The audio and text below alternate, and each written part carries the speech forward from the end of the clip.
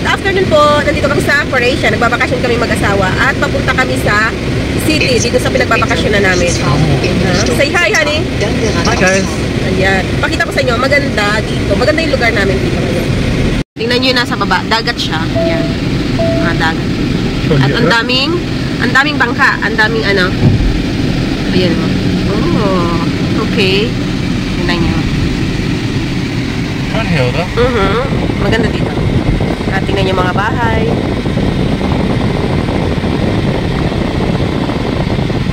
Punta kami dun sa parking area. Hindi ko alam kung saan.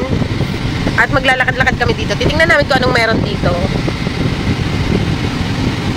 Yan. Dito na kami sa city at tingnan nyo. Ang daming ano, nakasabit sa taas. Tingnan yung mga building dito. At ang kinis ng dinadaanan namin.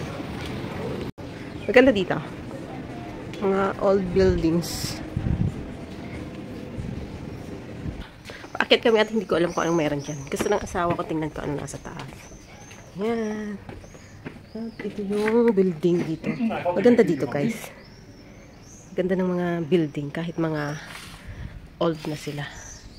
At hello. Andito kami sa taas. Pinakamataas. Yan. May entrance lang kami. 26. Yung 26 na yun, malilibot na namin lahat ang nasa loob nito. Yan. Yung view namin nasa baba. Honey? Hi. Tingnan nyo naman yung view namin. Wala pa kami sa pinakamataas.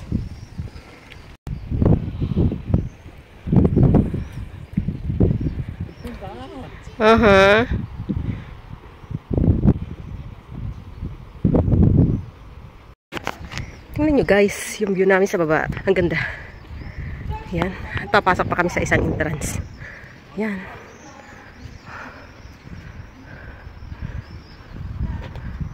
Yan yung dagat.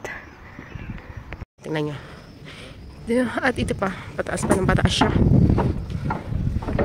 Guys, nasa pinakamataas na kami. At tingnan nyo naman. Ayan, yung view namin. Mataas pa rin yun. Awan ko kung ano yun. Yeah, houses. At ito yung aming view. Yan.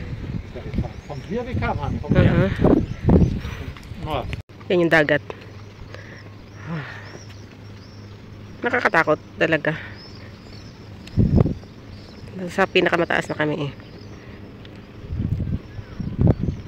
Na kami, pababa na kami ng pababa. At yun ang aking asawa. Honey! Nag-i-enjoy siya. Nag-i-enjoy siya dito sa mataas na to. Nakakatakot, ano, medyo nakakatakot dun sa taas. Mataas kasi, parang feeling ko malalaglag ako. Yan. Yan. Pero ang ganda ng view. Ang ganda ng view sa baba kapag nasa taas ka. Dito na kami guys. At papunta na kami sa aming sasakyan. Pumili kami ng ice cream. Ito yung nasa paligid namin. Doon kami pumasok.